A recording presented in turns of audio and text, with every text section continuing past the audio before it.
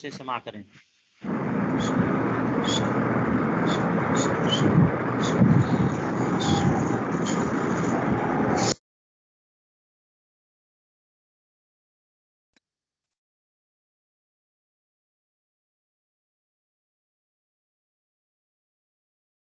بسم اللہ الرحمن الرحیم نحمده ونصلی ونسلم علی رسوله الکریم اما بعد۔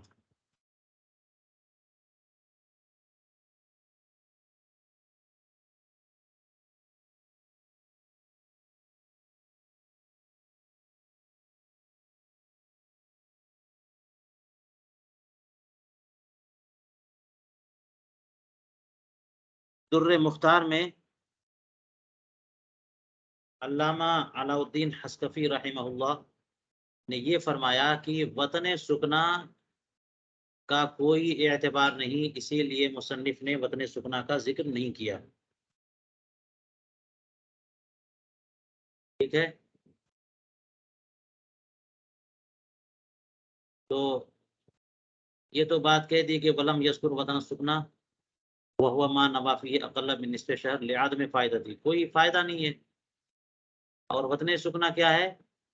جہاں 15 دن سے کم بندے کو رہنا ہے، وہ مسافر ہی مسافر رہے گا۔ جب سفر شروع ہو چکا، مسافر شرعی بن چکا، 1-2 دن رکنے سے وہ مقیم نہیں ہو جائے گا، تو وہ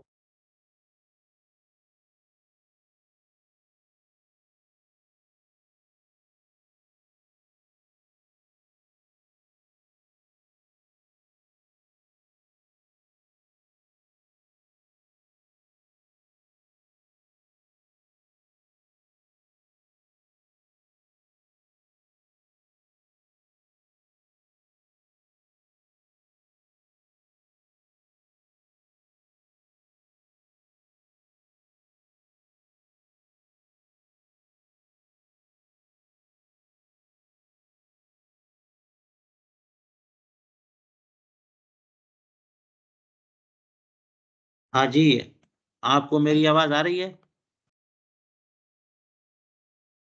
جی حضور۔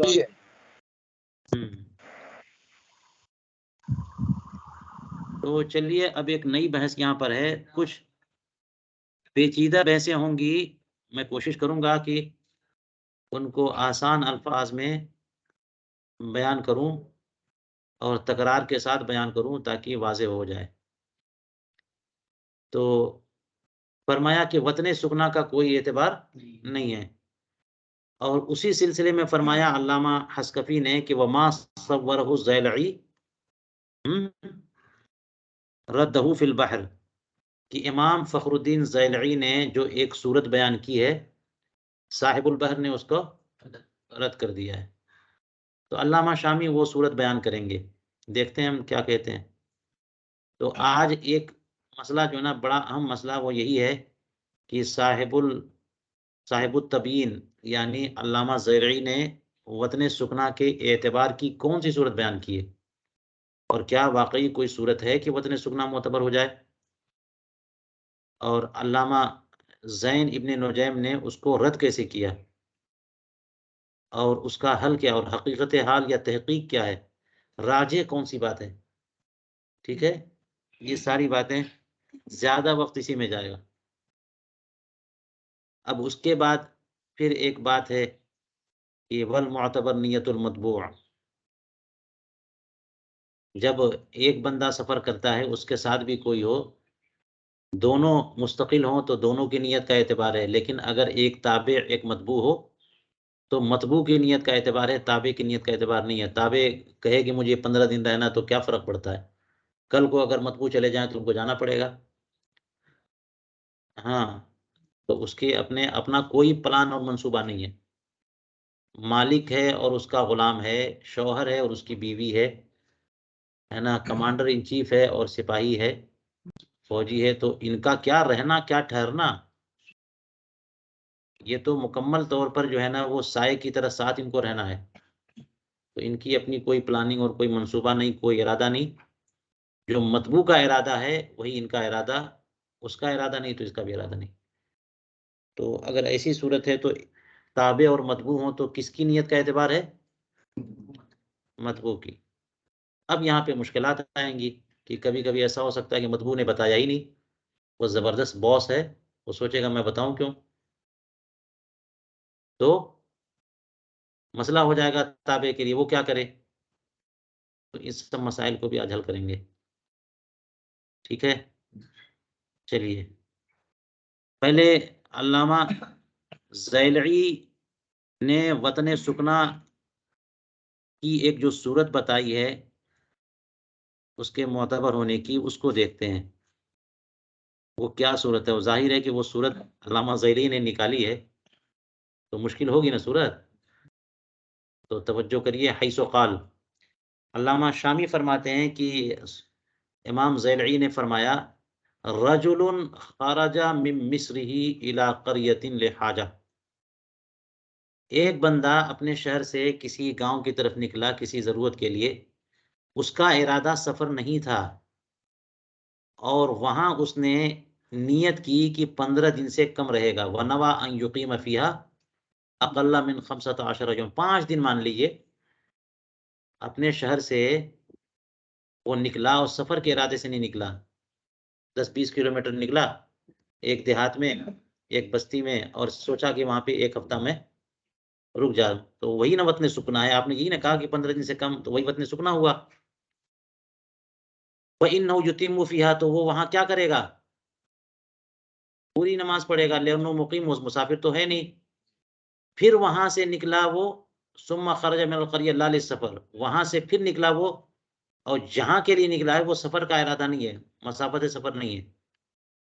اب وہ نکلنے کو تو نکل گیا، ارادہ سفر کا نہیں تھا. آگے جب پہنچا تو اس کو لگا کہ مجھے اب کوئی سفر کرنا پڑے گا، کیونکہ خبر آ گئی ہے فلاں بندہ بیمار ہے، یا فلاں جگہ بڑا زبردست جو ہے نا وہ میلہ لگا ہوا ہے، یا کسٹمر اچھا پکڑ گیا ہے، جلدی پہنچے تو فائدہ ہوگا. کوئی اس طرح کی پلاننگ چینج ہو گئی، اور وہ راستے ہی سے اس نے پلان بنا لیا کہ مجھے اب مسافت سفر پہ جانا ہے.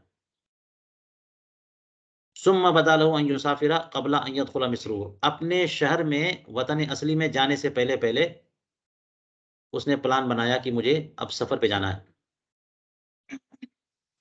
وقبل ان يقيم ليلة في موضع آخر، اور یہ جو ارادہ ہے سفر کرنے کا اپنے شہر میں داخل ہونے سے بھی پہلے، اور کسی تیسری جگہ ایک شب و روز قیام کرنے سے بھی پہلے. ایک شب و روز اس نے قیام نہیں کیا اس سے پہلے پہلے. اچھا، یہ جو کہہ رہے ہیں کہ ایک شب و روز، ایک شب جو ہے نا قیام کرنے سے پہلے پہلے، کیوں؟ اس لیے کہ اگر کہیں تھوڑی دیر قیام کرے گا تو اسی کو تو آپ نے وطن سکنا کہا ہے. اگر ایک رات کہیں قیام کرے گا تو وہ کیا بن گیا؟ وطن سکنا. تو اس کا مطلب کوئی تیسرا وطن سکنا، دوسرا وطن سکنا نہیں ہے، ایک ہی وطن سکنا ہے جہاں پہ 1 ہفتے کے لیے رکا تھا. وہاں سے نکلا باہر، اور پھر باہر نکلنے کے بعد پلان بنایا کہ مجھے سفر پہ جانا ہے، اور اس پلان کے بعد اس نے کہیں پر ایک رات رکنے کا کوئی ارادہ نہیں کیا. تو جو وطن سکنا تھا اس کا مثل وطن سکنا بھی کوئی نہیں ہے. فسافر، اور وہ سفر پہ نکل گیا. فإنه يقصر، تو کیا کرے گا؟ جہاں وہ جس پوائنٹ سے اس نے سفر کا ارادہ کیا ہے وہ قصر کرے گا. شہر میں بھی نہیں جانا ہے اس کو، اور کہیں رکا بھی نہیں، اور وہ جو وطن سکنا تھا وہاں بھی نہیں جانا ہے، تو وہ کیا کرے گا راستے میں؟ پورا وہ مسافر ہو گیا. اب آگے دیکھیے، کہتے ہیں وَلَوْ مَرَّ بِتِلْكَ الْقَرْيَةِ وَدَخَلَهَا أَتَمَّ، اگر وہ اسی بستی میں داخل، اسی بستی سے گزرا، یہ جو سفر کا ارادہ کیا گزرا کس سے؟ اسی بستی سے جو وطن سکنا ہے، اور اس میں داخل بھی ہو گیا، تو اب کیا کرنا پڑے گا اس کو؟ دیکھ لیجیے، یہی تو اعتبار ہے. جب اس نے سفر کا ارادہ کر لیا تو مسافر نہ ہو گیا، تو مسافر ہو گیا تو کیا کرنا چاہیے اس کو؟ قصر کرنا چاہیے. لیکن اس بستی میں داخل ہو گیا تو کمل نماز پڑھے گا. کیوں؟ اس لیے کہ اس بستی میں کیا کر رہا تھا وہ؟ وہاں پہ مسافر نہیں تھا، اتمام کر رہا تھا. تو اب پھر داخل ہوگا تو اتمام کرے گا، کیونکہ وطن سکنا سے باطل ہوتا ہے، اور کوئی وطن سکنا ہے نہیں، اور وطن سکنا میں چلا گیا وہ.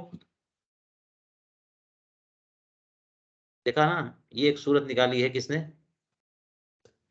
علامہ زیلعی نے، وہ یہ کہہ رہے ہیں کہ وہ نکلا اور مسافت سفر پہ نکلا، کہیں گیا اور پھر وہاں سے باہر گیا، وہاں سے پلان بنایا اس نے سفر کا، اور اس کو اپنے شہر بھی نہیں جانا ہے اور کہیں راستے میں رکنا بھی نہیں ہے، تو وہ مسافر ہو گیا۔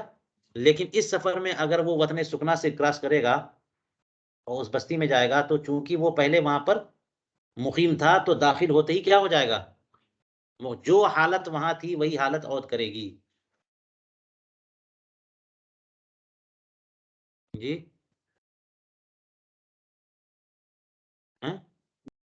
مثال یہی ہے،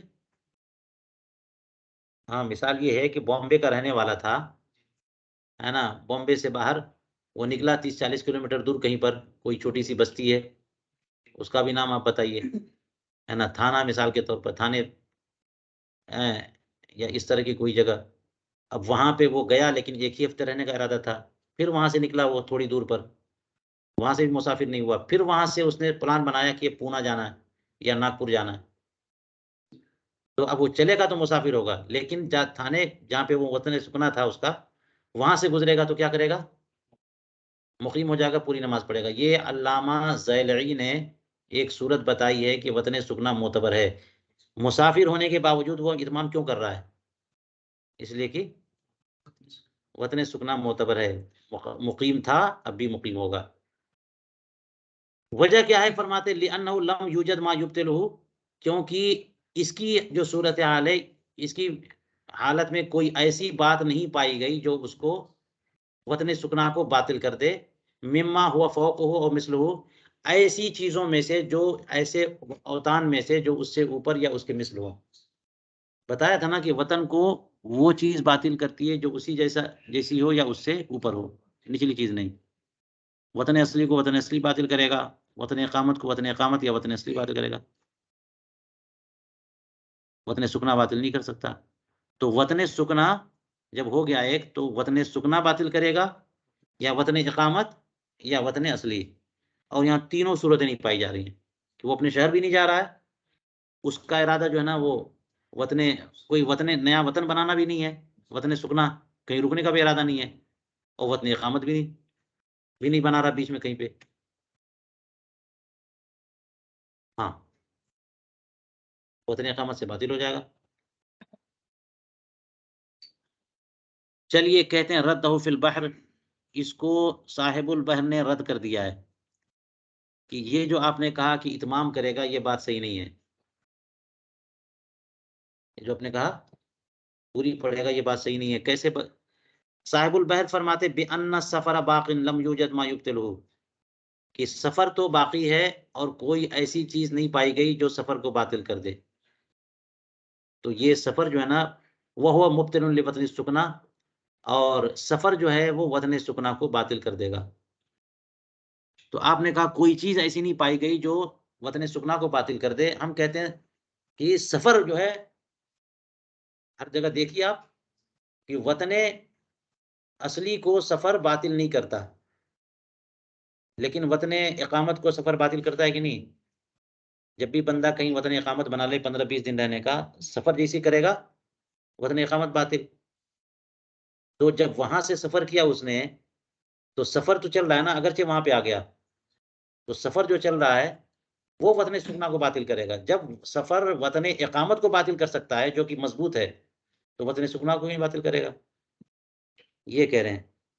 وہ ہوا مبطل لوطن سکنا علی تقدیر اعتباری، اگر وطن سکنا کا اعتبار ہو، اس تقدیر پر بھی سفر وطن سکنا کو باطل کر دے گا، لأن السفر یبطل وطن الاقامت فکیف لا یبطل وطن السکنا، تو اب اس لیے علامہ زیلعی کا یہ کہنا کہ لأنه لم یوجد ما یبطلہ، یہ بات ہم تسلیم نہیں کرتے، لأنه لم یوجد ما یبطلہ، یہ ہمیں تسلیم نہیں ہے، ہاں بالکل پایا گیا جو باطل کر دے، وہ کیا پایا گیا؟ سفر۔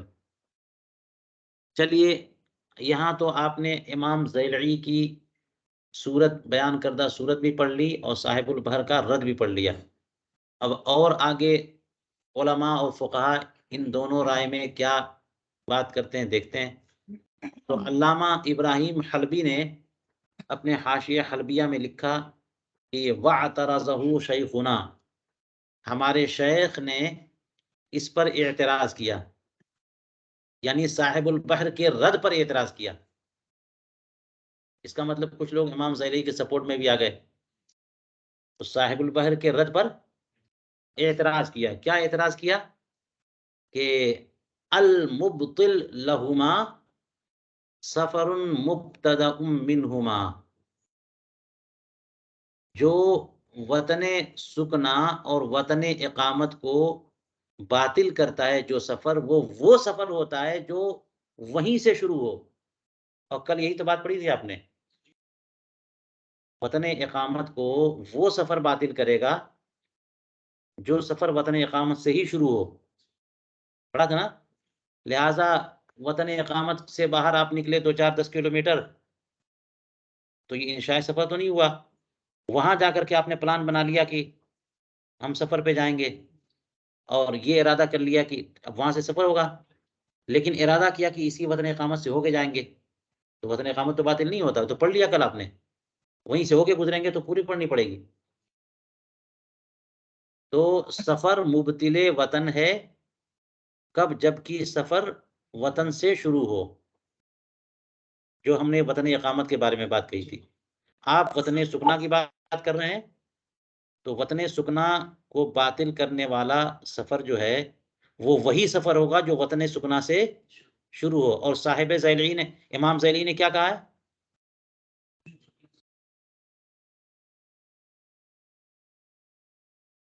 ہاں، تو کہتے ہیں مبتل جو ہے نا وطن سکنا اور وطن اقامت دونوں کے لیے وہ سفر ہے جو وہیں سے شروع ہو۔ اما اذا خرج منہما، وہاں سے نکل گئے، الی ما دون مدت سفر، مدت سفر سے کم کسی ایریے میں، اور پھر وہاں سے سفر شروع کیا، فإنہما لا یبطلان، تو تب تھوڑی فإنہما لا یبطلان، تب تھوڑی وہ دونوں باطل ہوں گے۔ فإذا مر بہما اتم، تو اب جب وطن اقامت سے گزرے گا پوری پڑھے گا، تو یہاں علامہ زیلعی نے بھی یہی کہا کہ وطن سکنا سے گزرے گا تب بھی پوری پڑھے گا۔ بحث سمجھو، آپ بحث ہو رہی ہے، اب علماء کی بحث میں مت پڑھو ابھی، ہے نا، دیکھو کون کیا کہہ رہے ہیں۔ فرماتے وَنَقَلَ خیر الرملی مثلہ عن خط بعضهم وأقرہ، علامہ خیر الدین رملی نے بھی اس کو بیان کیا ہے، نقل کیا ہے اسی جیسا کسی اور کے خط میں، اور اس کو باقی بھی رکھا ہے کہ صاحب البحر کا اعتراض جو ہے نا وہ درست نہیں ہے، صاحب البحر کا رد جو ہے درست نہیں ہے، کیونکہ وہ سفر مبتل ہے جو سفر وہیں سے شروع ہو، کہیں اور سے شروع ہوگا تو اس میں اور کنڈیشن بڑھ جاتی ہے۔ چلیے، یہ بیان کرنے کے بعد علامہ حلبی کہتے ہیں وہ وجیح، جو ہمارے شیخ نے بات کہی ہے نا، یہ بڑی دمدار بات ہے۔ فرماتے فإن من نوى الإقامة بموضع نصف شهر ثم خرج منه لا يريد السفر ثم عاد مريدا سفرا ومر بذلك أتم مع أنه أنشأ سفرا بعد اتخاذ هذا الموضع دار إقامة، فثبت أن إنشاء السفر لا يبطل وطن الإقامة إلا إذا أنشأ السفر منه فليكن وطن السكنى كذلك فما صوره زیلعی صحیح۔ دیکھیے ان کا سپورٹ کر دیا انہوں نے، امام زیلعی نے جو کچھ کہا وہ سب صحیح ہے۔ تو صاحب حلبیہ والے کہتے ہیں کہ جس نے اقامت کی نیت کی کسی جگہ 15 دن کی، اور پھر وہاں سے نکلے لیکن سفر کے ارادے سے نہیں نکلے، تھوڑی دور گئے اور پھر لوٹے ہیں سفر کے ارادے سے، وہیں وہ مر بذالک، اور وہی وطن سکنا میں نہیں وطن اقامت سے گزرے، تو یہ تو پرانا مسئلہ ہو گیا ہے نا کہ اتما پوری نماز پڑھنی پڑے گی، مع انہ انشأ سفرا، حالانکہ وہ سفر تو شروع کر چکا، بعد اتخاذ هذا الموضع دار، اس جگہ کو دار الاقامہ اور وطن اقامت بنانے کے بعد سفر شروع کر چکے۔ تو ثابت یہ ہوا کہ مطلقاً انشاء سفر وطن کو باطل نہیں کرتا، وہ انشاء سفر وطن کو باطل کرتا ہے جو وطن اقامت سے شروع ہو۔ ان انشاء السفر لا یبطل وطن اقامت الا اذا انشاء السفر منه، وہیں سے شروع کرے تو جب یہ پوری تقریر وطن اقامت کے بارے میں، تو یہی پوری تقریر وطن سکنا کے بارے میں کر لیجئے کہ وہ سفر وطن سکنا سے شروع کہاں ہوا، تو کیسے باطل ہوگا؟ فلیکن وطن السکنا کذالک، تو امام زیلعی نے جو بات کہی ہے وہ سب صحیح ہو گئی، اور امام ذیلعی کی تصویر سے، یعنی انہوں نے جو صورت بیان کی اس سے آپ کو پتا چلا کہ لا بد ان یکون بین الوطن الاصلی و بین الوطن السکن اقل من مدت السفر، مدت سفر سے کم ہونا چاہیے 92 کلومیٹر 91 کلومیٹر سے کم، 92 کلومیٹر سے کم ہونا چاہیے، 3 دن کی مسافت سے کم، کیونکہ آپ دیکھ لیجئے مادونہ مدت سفر کہاں نا تھوڑی دور نکلا، مسافت سفر سے کم، کیونکہ جیسے ہی مسافت سفر کے لیے جائے گا نا تو پھر وطن سکنا ختم.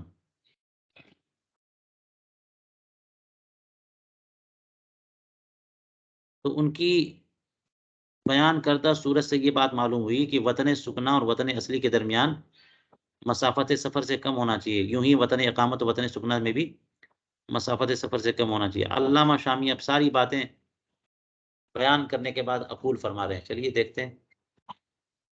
ٹھیک ہے، علامہ شامی نے کیا کہا؟ اقول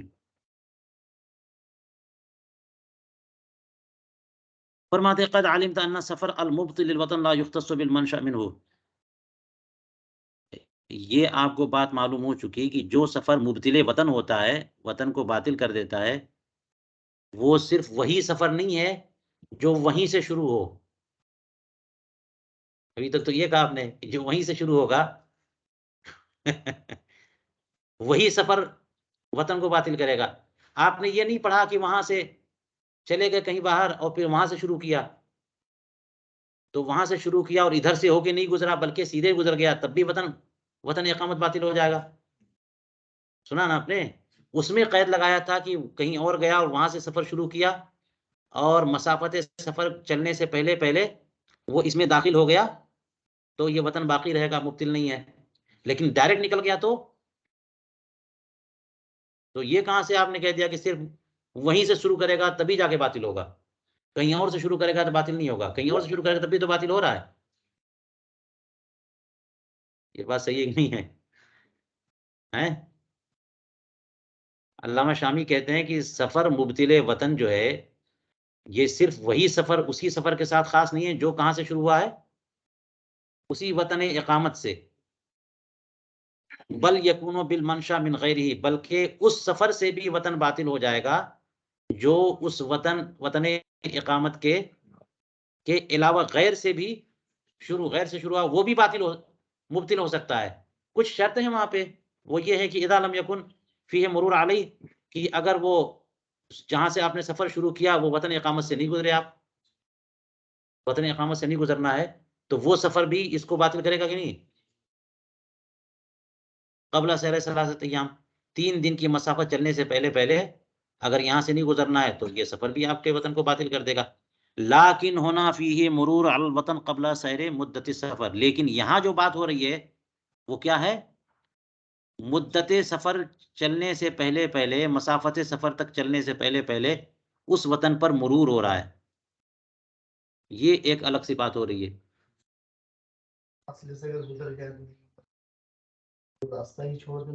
ہاں تب ختم، دوسرے راستے سے گئے تو پھر بات وہاں سے مرور کریں گے، گزریں گے تو پھر یہ 2 راستے ہیں، وہ کسی راستے سے جائے گا، یہاں سے نہیں گزرا تو پھر نہیں ہوگا.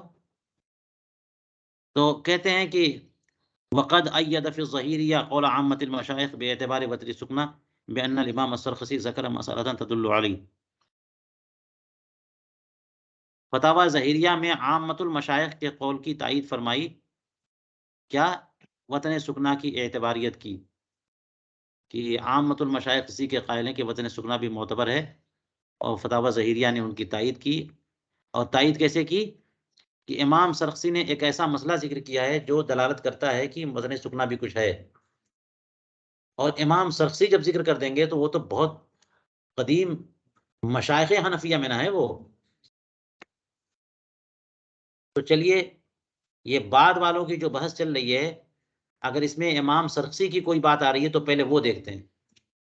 اگر انہوں نے کوئی ایسی بات کہی ہے، کوئی ایسا مسئلہ بیان کیا کہ وطن سکنا معتبر ہے تو دیکھیے کون سا مسئلہ؟ وہی وہ مسئلہ یہ کوفی خرج الی القادسیۃ لحاجۃ، ایک کوفی قادسیہ کی طرف نکلے کسی ضرورت کے لیے، وہ بینہما دون مسیرۃ سفر، اور کوفہ اور قادسیہ کے درمیان مسافت سفر تو ہے نہیں، اب آپ کو میپ دیکھنا پڑے گا.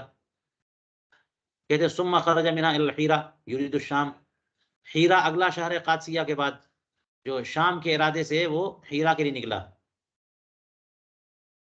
ہے نا. اور شام کے ملک شام جانے کے ارادے سے نہیں، وہ بہت دور ہے، تو مسافر ہونے کا پلان بنا رہا ہے نا وہ. تو کوفی جو ہے نا قادسیہ کے لیے نکلے اور پھر وہاں سے حیرہ کے لیے گئے شام کے ارادے سے، حتی اذا کان قریبا منہا، یہاں تک کہ جب حیرہ کے قریب پہنچے، بدا لہ الرجوع الی القادسیہ، تو ان کو لگا کہ مجھے قادسیہ واپس جانا چاہیے کیونکہ میرا کچھ سامان چھوٹ گیا ہے، وہ سامان لے کر کے میں پھر شام جاؤں گا. لیحمل ثقلہ منہا ویرتحل الی الشام، قادسیہ پہنچا تھا نا وہ، تو قادسیہ میں تھوڑا دن تھے اور نکل گئے، اور حیرہ پہنچتے پہنچتے ان کو لگا کہ میرا سامان چھوٹ گیا ہے، میں پھر جاتا ہوں قادسیہ اور پھر لے کر کے پھر شام جاؤں گا. ولا یمر بالکوفہ، اور کوفہ سے ان کا گزرنا نہیں ہے. اتما، تو وہ کیا کریں گے؟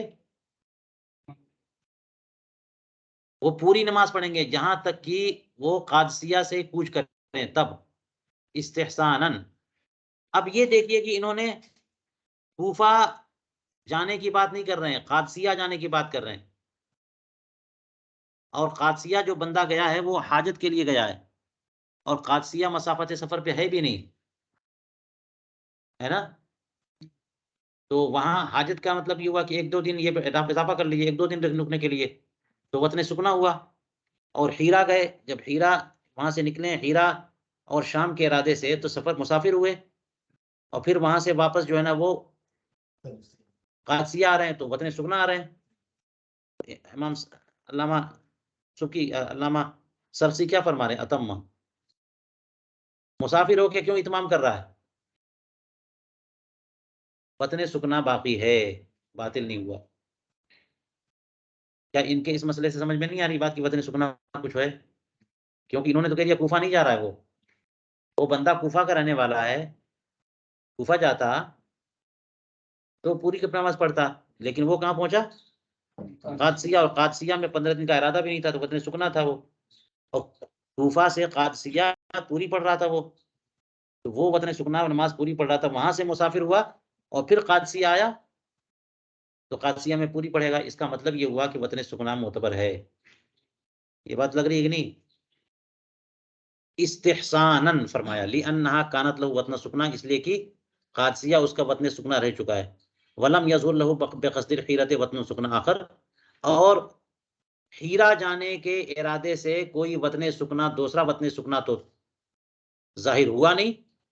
کوئی اور وطن سکنا ہوتا تو ہے نا کہ ایک وطن اپنے مصر سے باطل ہو جاتا ہے، تو وطن سکنا باطل ہو جاتا، کہیں رکنے کا ارادہ ہی نہیں کیا اس نے. حیرہ پہنچتے پہنچتے پلان بدل گیا کہ مجھے سامان چھوٹ گیا، لے کے چلنا ہے. ما لم يدخلها، جب تک کہ وہاں پر کوئی اور وطن سکنا ظاہر نہیں ہوا، جب تک کہ داخل نہ ہو. فیبقى وطنه بالقادسیہ، تو وہ وطن سکنا قادسیہ والا وہ باقی رہ گیا.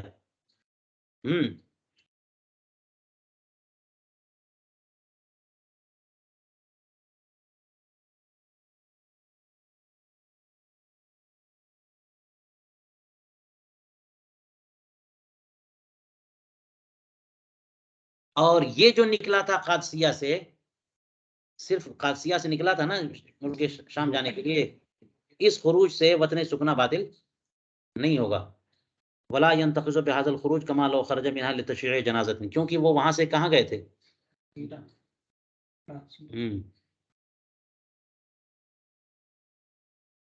تو وہاں سے خروج کی وجہ سے یہ وطن جو ہے نا وہ ٹوٹ نہیں جائے گا. کما لو خرج منها لتشييع جنازة ونحوه، جیسے کہ کسی جنازے کے ساتھ ساتھ چلنے یا اس جیسے کام کی وجہ سے یہ خروج نہیں پایا جاتا کہ وہ خروج سے وطن سکنا باطل ہو جائے یا وطن اقامت باطل ہو جائے. ملخصاً چلیے، یہ علامہ سرخسی کا ایک مسئلہ بیان کیا جس سے پتہ چلتا ہے کہ وطن سکنا بھی معتبر ہے. اب ساری باتیں ذہن میں رکھتے ہوئے علامہ شامی کا ایک اور اقول آپ دیکھیے تاکہ مسئلہ حل ہو جائے. علامہ شامی کہتے ہیں وَيُمْكِنُ أَن يُوَفَّقَ بَيْنَ الْقَوْلَيْنِ، دو باتیں آ گئی ہیں نا، دونوں باتوں میں توفیق اور تطبیق کی ضرورت ہے. کچھ لوگ کہتے ہیں وطن سکنا معتبر ہے اور کچھ لوگ کہتے ہیں وطن سکنا معتبر نہیں ہے. تو کون سی بات لی جائے؟ تو تطبیق کی صورت علامہ شامی نکال رہے ہیں. فرماتے ہیں بِأَنَّ وطن السکنا ان کان اتخذہ بعد تحقق السفر لم يعتبر اتفاقا. یہ مراد ہے سفر کے تحقق کے بعد اگر کسی وطن کو وطن سکنا بنایا ہے تو اس کا اعتبار نہیں ہے، اور سفر کے تحقق سے پہلے پہلے بنایا تو وہ معتبر ہے. مسئلہ حل ہوا کہ نہیں ہوا؟ زید اپنے وطن سے، وطن اصلی سے نکلا اور بیچ میں کہیں اس نے پڑاؤ ڈال دیا، کسی بستی میں رک گیا 2-4 دن کے لیے، تو وہ وطن سکنا ہے. تو اب سوال یہ ہے کہ اس کے وطن سے وطن سکنا مسافت سفر پر ہے یا مسافت سفر سے پہلے؟ اگر مسافت سفر کے بعد ہے تو اس وطن سکنا کا کوئی اعتبار نہیں، مسافر ہی رہے گا. اور مسافت سفر سے پہلے ہے تو اس کا اعتبار ہے، پوری نماز پڑھے گا وہاں پہ، اور جب واپس کہیں سے آئے گا تب بھی پوری پڑھے گا. فرماتے ہیں کہ تطبیق کی صورت یہ ہے کہ وطن سکنا اس نے اختیار کیا تحقق سفر کے بعد تو اس کا اعتبار نہیں ہے اتفاقاً. وَإِلَّا اُعْتُبِرَ اتفاقاً. اور اگر اس سے پہلے پہلے کسی جگہ کو وطن سکنا بنا لیا تو معتبر ہے اتفاقاً. لیجئے جناب، انہوں نے دونوں میں اتفاق کا دعویٰ کر لیا، کوئی اختلاف ہی نہیں ہے. یہ ہوتا ہے معاملہ. فَإِذَا دَخَلَ الْمُسَافِرُ بَلَدَةً وَنَوَىٰ أَن يُقِيمَ بِهَا يَوْمًا مثلا ثم خرج منها ثم رجع إليها قصر فيها كما كان يقصر قبل خروجه. تو مسافر جب کسی شہر میں داخل ہو، ٹھیک ہے، اور وہاں کتنے دن رہنے کا ارادہ ہے؟ جی یومن، مثال کے طور پر، تو وہ سکنا نہ ہوا. ثم خرج منها، اور پھر وہاں سے نکلا، ثم رجع الیہا، پھر وہیں پہ لوٹا، قصر فیہا. کیونکہ یہ مسافر کے بارے میں کہہ رہے ہیں، مسافر شرعی ہو چکا.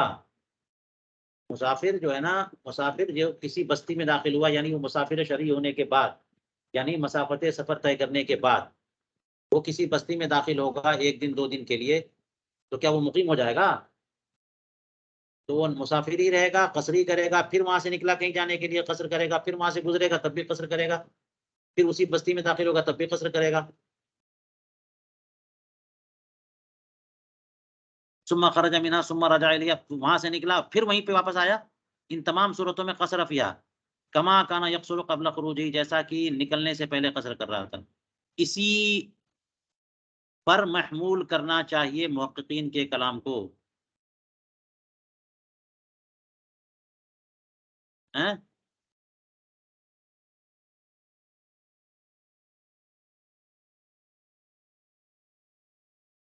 محققین نے جو کلام کہا ہے نا کہ وطن سکنا معتبر نہیں ہے، ان کے کلام کو اسی پر محمول کرنا چاہیے کہ بعد تحقق سفر. اس لیے کہ صاحب البحر نے یہ کہہ دیا کہ محققین نے فرمایا لا فائدہ فیہ. محققین نے کیا فرمایا کہ وطن سکنا کے ذکر کرنے سے کوئی فائدہ نہیں، کیونکہ اس کا کوئی اعتبار نہیں ہے.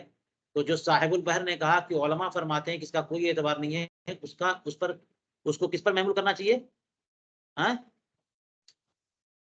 تحقق سفر کے بعد، 3 دن کی مسافت چلے جانے کے بعد. لأنه يبقى فيه مسافر، کیونکہ وہ مسافر رہ جائے گا، علی حالی، مسافر اپنی حالت پر رہے گا. فصار وجودو کا آدمی، تو یہ جناب مسافر ہی رہ گیا، تو وطن سکنا کے وجود سے کیا فرق پڑا؟ وجود و عدم برابر ہو گیا. فقولهم لأنه يبقى فيه مسافرا على حاله، یہ جو انہوں نے کہا کہ کیونکہ وہ بندہ وطن سکنا میں بھی رہتے ہوئے وہ اپنی حال پر ہی مسافر ہی رہے گا، یہ ظاہر ہے کہ فی انہ کان مسافرا قبل اتخاذ وطنا، وہ مسافر ہی رہے گا. اس کا مطلب یہ کہ یہ علماء یہ بتانا چاہ رہے ہیں کہ مسافر ہو چکا پہلے سے. یہ کہہ رہے ہیں نا کہ وہ اپنے حال پر مسافر رہے گا، اس کا مطلب یہ ہوا کہ وہ مسافر ہے تو مسافر رہے گا. تو یہ بات ہی کر رہے ہیں اس کی مسافت سے طے کرنے کے بعد. اور جو عامۃ المشائخ نے ذکر کر دیا کہ نہیں وطن سکنا معتبر ہے، جس کا ذکر علامہ زیلعی نے کیا اور لوگوں نے، علامہ سرخسی نے کیا، تو وہ محمول ہے کس پر؟ علی ما اذا اتخذہ غدا قبل سفرہ، سفر شرعی طے کرنے کے، مسافت سفر شرعی طے کرنے سے پہلے، جیسا کہ امام زیلعی نے اس کی صورت بیان کی، امام سرخسی نے اسے بیان کیا.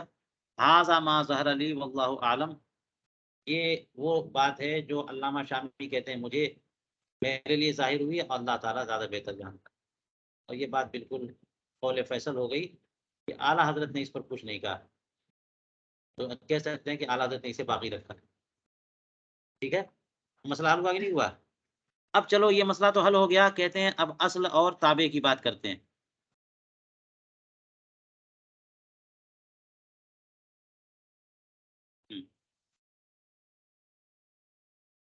شامی کے معاملے میں خاص طور سے جب کوئی مصنف کسی کتاب پر حاشیہ لگائیں تو یہ نہیں کہ کسی بھی کتاب پہ حضرت نے کچھ نہیں کہا تو تائید کر دیا. والمعتبر نیت المطبوع لأنه الاصل، معتبر کس کی نیت ہے؟ مطبوع کی، قائد کی. لأنه الاصل، کیونکہ وہی تو اصل ہے کہ وہ جا رہے ہیں تو ساتھ میں خدام بھی جا رہے ہیں، وہ نہیں جاتے تو کوئی نہیں جاتا. لت تابع، تابع کی نیت کا یہ در مختار میں دیکھیے اوپر. اور تابع کی مثال دے رہے ہیں جیسے عورت ہے کہ وفاہا مہرحل معجل، کہ اس کے شوہر نے اس کی مہر معجل ادا کر دی. اور یہ اس لیے کہا انہوں نے کہ مہر معجل اگر ادا نہ کریں تو عورت کو حق حبس باقی رہتا ہے. معجل، اگر معجل حمزہ والی مہر ہے تو عورت تو خود راضی ہوئی ہے کہ بعد میں لے لے گی، ہے نا، تو تسلیم نفس سے وہ خود کو روک نہیں سکتی ہے. ٹھیک ہے، لیکن اگر مہر معجل طے ہے تو پوری مہر لینے سے پہلے عورت جو ہے نا وہ تسلیم نفس سے روک سکتی ہے اپنے آپ کو. اب سے نفس کا حق ہے کہ نہیں میں تمہارے ساتھ جاؤں گی نہیں، میں تمہارے ساتھ رہوں گی نہیں، تمہیں حق نہیں ہے میرے اوپر کسی قسم کے تصرف کا جب تک کہ مہر پوری ادا نہ کر دو. ٹھیک ہے، تو اس لیے انہوں نے قید یہ لگائی کہ عورت تابع کب بنتی ہے شوہر کی؟ اگر مہر معجل، ہندوستان میں تو مہر معجل نام کی کوئی چیز ہی نہیں، لوگ ہے نا سب معجل عین ہٹا کر کے سب حمزہ ہو گئے ہیں، سب حمزہ ہو گئے ہیں. تو مہر معجل اگر ہے تو جب تک ادا نہ کرے عورت یعنی اپنی ذات کی مالک ہے، وہ تابع نہیں ہے شوہر کی. اور اگر اس نے مہر معجل پہ قبضہ کر لیا اب گئی، اب وہ تابع ہو گئی. اسی طرح سے غلام ہے جو غیر مکاتب و جندی ہے.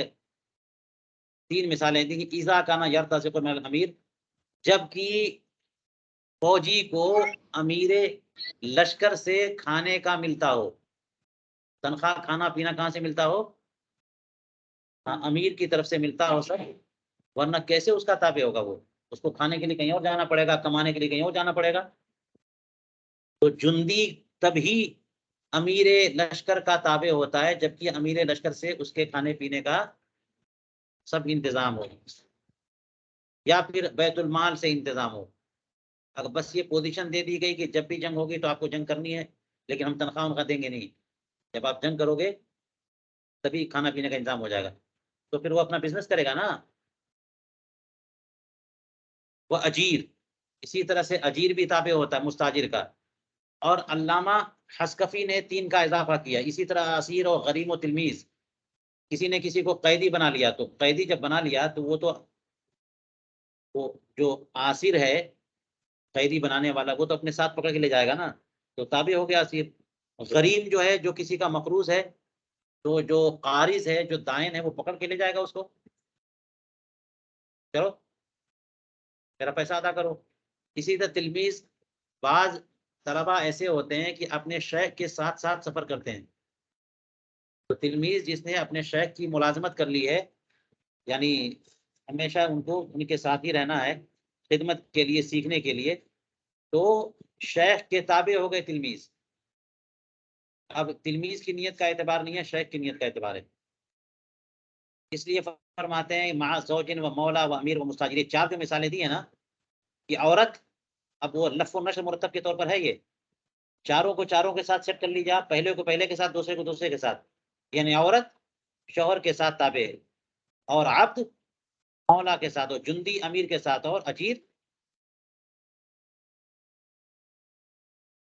بات ہو گئی.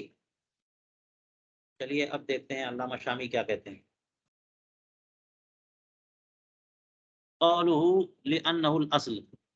علامہ اسقفی نے فرمایا تھا کہ معتبر کس کی نیت ہے؟ کیوں؟ اس لیے کہ وہی اصل ہے، تابع کی نیت کا اعتبار نہیں، مطبوع کی نیت کا اعتبار ہے. لأنه الاصل کہہ کر کے فرماتے ہیں کہ فهو المتمکن من الاقامت والسفر، تو اسی کو تو پورا کنٹرول ہے کہ کہاں رکنا ہے، کہاں جانا ہے، کب اقامت ہے، کب سفر ہے، سب تو وہی فیصلہ کرنے والا ہے.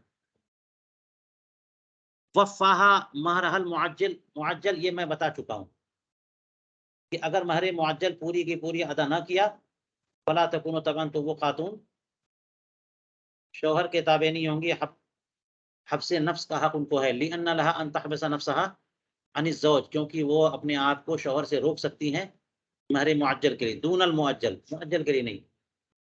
ولا تسکنوا حیث یسکنوا، اور جب یہ اس کو حبس نفس کر سکتی ہیں تو کوئی ضروری نہیں ہے کہ جہاں شوہر رہے وہاں یہ بھی رہے.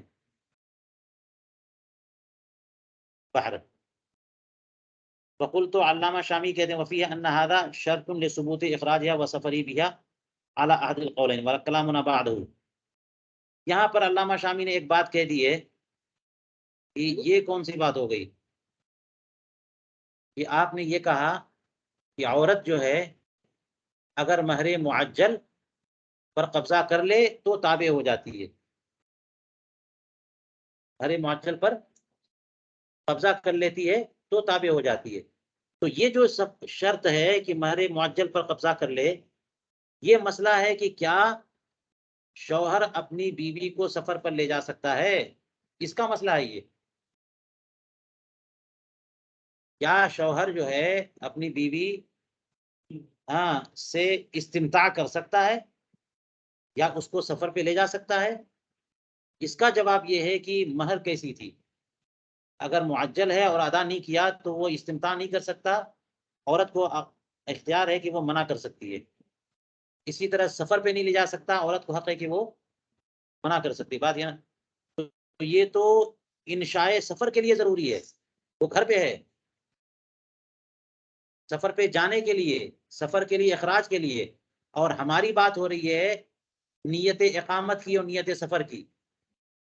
تو یہ تو بندہ جب مسافر ہو چکا ہو اس کے بعد کی بات ہے نا. جو مسئلہ ہے، مسئلہ جو چل رہا ہے کہ کس کی نیت معتبر ہے اقامت میں، کس کی نیت معتبر ہے سفر میں، تو مطبوع کی نیت معتبر ہے، تابع کی نیت معتبر نہیں ہے. تو وہاں پہ اس بیوی کو بھی آپ لے آئے. کون سی بیوی؟ جس کو مہر معجل نہیں ملی، تو وہ تو مسافر ہوگی بھی نہیں نا، وہ تو گھر ہی پہ رہے گی. اور یہ مسئلہ بعد سفر ہے. دیکھیے کہتے ہیں وفیہ ان هذا شرط لثبوت اخراجها وسفری بها، یہ جو ہے شرط کہ اس کو یعنی خاتون کو، زوجہ کو باہر لے جانے اور شوہر کا اس کے ساتھ سفر کرنے کے حق کے ثبوت کے لیے یہ شرط ہے. اعلیٰ عہد القولین، وہ بھی وکلامنا بعد. اور ہماری جو گفتگو چل رہی ہے وہ کب کی ہے؟ سفر ثابت ہو جانے کے بعد زوجہ جو ہے نا شوہر کے ساتھ جا چکی ہے نا، اور اب شوہر اقامت کی نیت کرتا ہے تو اس کی نیت معتبر ہے یا زوجہ کی نیت معتبر ہے، اس کی بات ہے.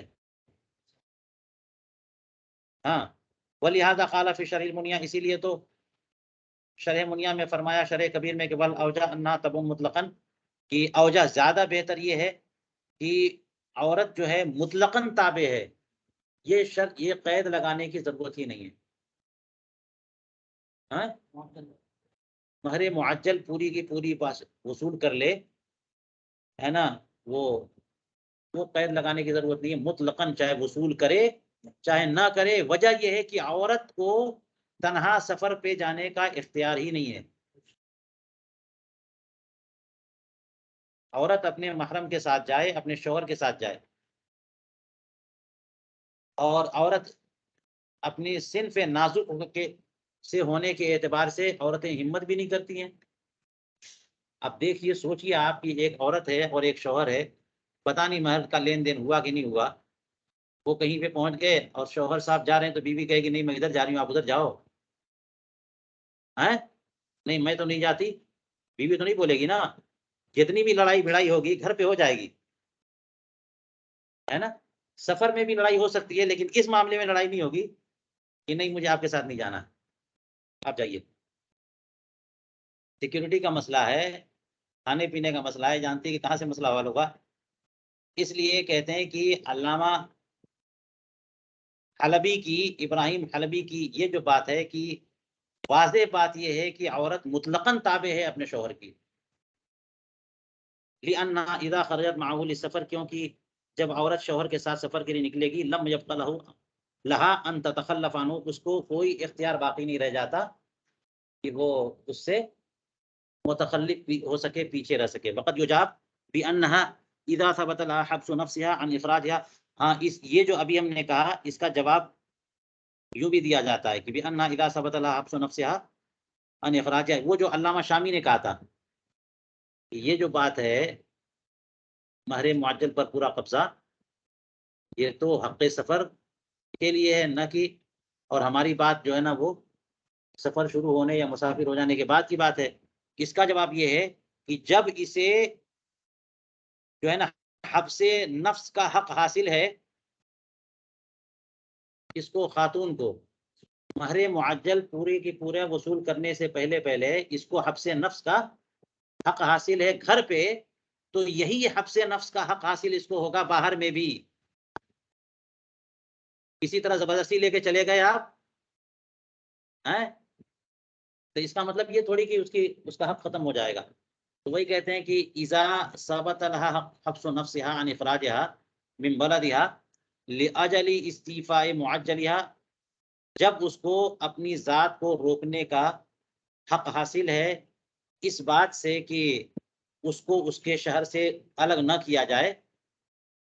یہ حق اسے اس لیے حاصل ہے کہ اسے پوری کی پوری مہر نہیں ملی، تو اسی طرح سے اس کو یہ حق بھی حاصل ہوگا کہ اذا وصلت الى بلدۃ او قریۃ فتصح نیتها الاقامۃ بها، کہ جب وہ کسی اور بستی اور شہر پہنچ جائے تو وہاں پر وہ مستقل ہے، مستقل رہے گی، تو اقامت کی نیت معتبر ہے اس کی، یہ بھی حق حاصل ہوگا. لأنها حينئذ غیر تبع له، کیونکہ ابھی تک اس نے مہر معجل پہ قبضہ نہیں کیا تو وہ شوہر کی تابع نہیں ہے.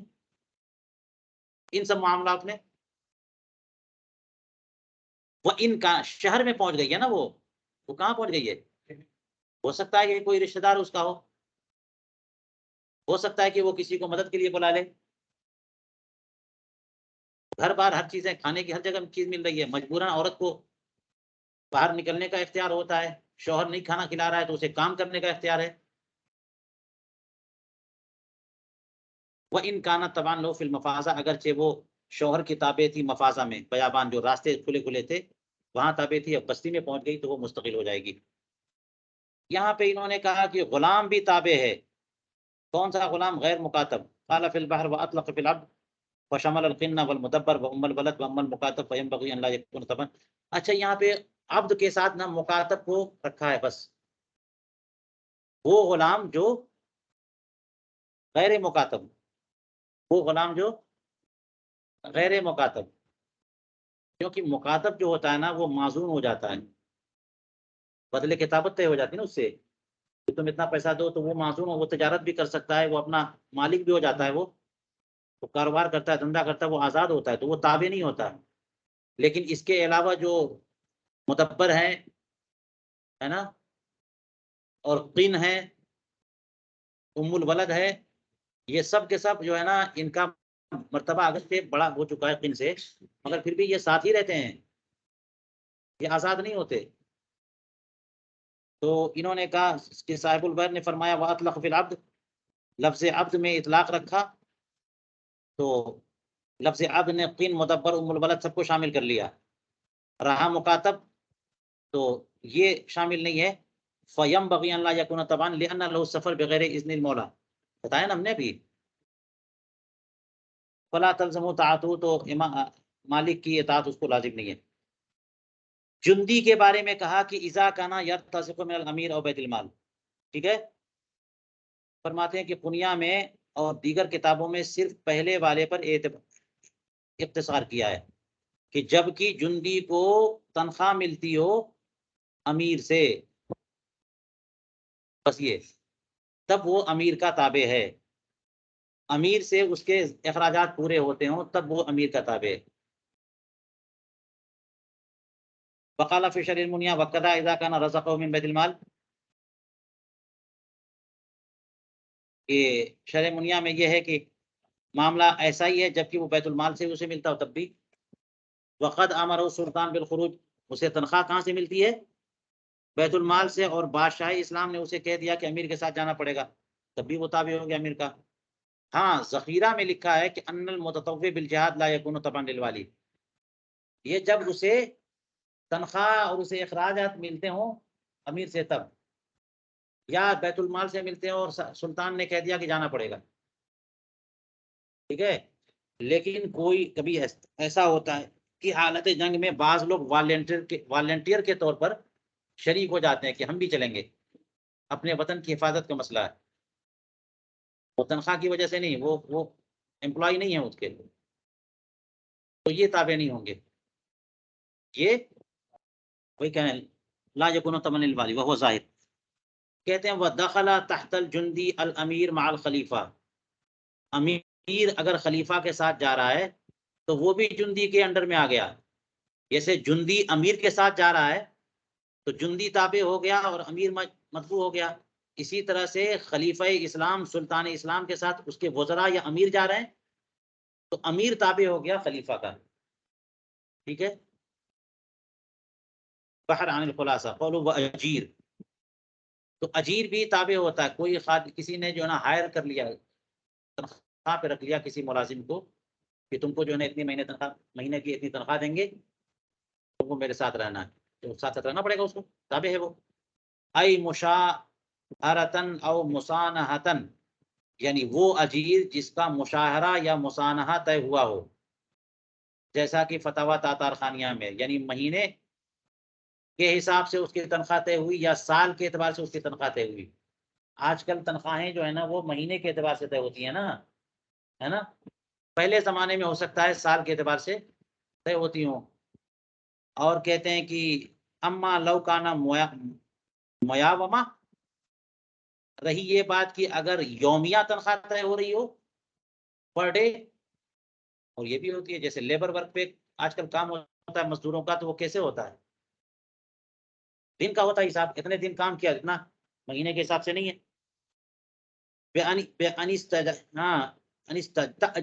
کل یوم بقضا، اس طور پر کہ اس کو اجیر رکھا ہے ہر روز اتنے پیسے پر، ایک دن میں 500 روپے دیں گے، 1000 دیں گے، تو یہ جو ہے نا یہ تابع نہیں ہوگا، کیونکہ سفر پہ آپ دن کے حساب سے سفر پہ جا رہے ہو نا، 3 دن سے پہلے سب مسافر بنو گے نہیں آپ، اور اس کا ہر روز ایگریمنٹ ختم ہو رہا ہے، ہر روز ایگریمنٹ شروع ہو رہا ختم ہو رہا شروع ہو رہا ختم ہو رہا، تو وہ جب صبح آپ کے پاس آتا ہے تبھی آپ کا تابع ہے، شام میں ختم، آپ کا کچھ نہیں ہے اس سے تعلق۔ تو میاوما یعنی روزینہ جس کا طے ہو وہ تابع نہیں ہے۔ فَإِنَّ لَهُ فَسْقُهَا إِذَا فَرَغَ النَّهَارِ، تو دن میں جب وہ فارغ ہو جائے گا تو اسے فسق کا حق پورا حاصل ہے۔ فَالْعِبْرَةُ لِنِيَّتِهِ، تو جو یومیہ تنخواہ لیتا ہو اور اجیر ہو اس کی اپنی نیت کا اعتبار ہوگا، مستاجر کی نیت کا اعتبار نہیں ہوگا، یہ قید ملحوظ رکھنی چاہیے۔ فرماتے ہیں کہ صاحب البحر نے فرمایا وَأَمَّا الْأَعْمَى مَعَ قَائِدِهِ، رہے مثال اعمیٰ مع قائد کی کہ ایک بندہ اندھا ہے، نابینا ہے، اور وہ کسی قائد کو لے کے چلتے ہیں، کوئی بندہ ہے جو ہے نا جو ان کے لیے عصائے پیری نہیں بلکہ سہارا ہے، اس کے کندھے پہ ہاتھ رکھ کے چلتے ہیں، وہ لے کے چلتا ہے ان کو۔ تو اب سوال یہ ہے کہ کس کی نیت کا اعتبار ہے، نابینا کی نیت کا یا قائد کی نیت کا؟ تو بظاہر لگتا ہے کہ نابینا صاحب جو ہے نا وہ تابع ہیں، کہ قائد جدھر جدھر جائے گا ادھر ادھر نابینا جائیں گے، لیکن اصل میں نابینا جو ہے وہ جہاں یہاں کہیں گے وہاں لے جائے گا نا وہ۔ تو کہتے ہیں کہ رہے اعمیٰ اپنے قائد کے ساتھ، کہتے ہیں فَإِن كَانَ الْقَائِدُ أَجِيرًا، اس میں تحقیقی بات یہ ہے کہ اگر قائد جو ساتھ میں ان کو لے کے جا رہا ہے وہ اگر اجیر ہے، اگر اجرت کے طور پہ یہ کام کر رہا ہے کہ ان کو لے کے جا رہا ہے، تب تو تابع وہی ہو گیا، اور اعمیٰ جو ہے وہ متبوع ہو گئے. تو اعتبار کس کی نیت کا ہوگا؟ اعمیٰ کی نیت کا. اور اگر وہ برضا و رغبت بطور تطوع اپنی طرف سے کر رہا ہے فری میں، تو پھر وہ کیوں مجبور ہوگا، ہے نا؟ تو اس کی اپنی نیت کا اعتبار ہوگا. وہ اسیر، اسی طرح سے اسیر کی بات کر کہ قیدی کوئی ہے، وہ جو بندہ اس کو قید کرے گا وہ جہاں جہاں چاہے گا اس کو رکھے گا، لے جائے گا، تو اسیر تابع ہوا. ٹھیک ہے. ذکر فی المنتقى ان المسلم اذا اسره العدو ان كان مقصده ثلاثه ايام قصر وان لم يعلم سأله، کہ منتقى میں یہ لکھا ہے کہ مسلمان کو جب دشمن نے قید کر لیا، تو اگر وہ دشمن 3 دن کی مسافت پہ لے جانے کا ارادہ رکھتا ہے تو یہ مسلمان بھی کیا کرے گا؟ قصر کرے گا. اور اگر مسلمان قیدی کو پتہ نہیں ہے کہ میرا دشمن مجھے جو پکڑ کے لے کے جا رہا ہے کہاں لے کے جا رہا ہے، تو اس سے پوچھ لے. سألہ فإن لم يخبره، اور ہو سکتا ہے کہ وہ اس کو نہ بتائے تو کیا ہوگا؟ وَكَانَ الْعَدُوُّ مُقِيمًا أَتَمًّا وَإِنْ كَانَ مُسَافِرًا قَصَرًا، تو اپنی حالت پر عمل کرے، نہیں اس عدو کی حالت پر عمل کرے. جو جس کو لے کے پکڑ کے جا رہا ہے وہ بتا ہی نہیں رہا کہاں لے کے جا رہا ہے، تو اگر وہ دشمن مسافر ہے تو اپنے کو مسافر سمجھے، اور وہ مقیم ہے تو یہ اپنے کو مقیم سمجھے. ٹھیک ہے. وَيَنبَغِي أَن يَكُونَ هَذَا إِذَا تَحَقَّقَ أَنَّهُ مُسَافِرٌ،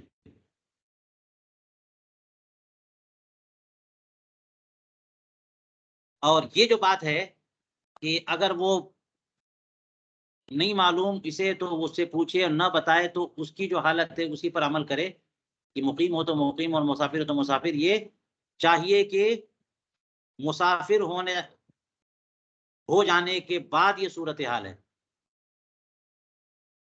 مسافر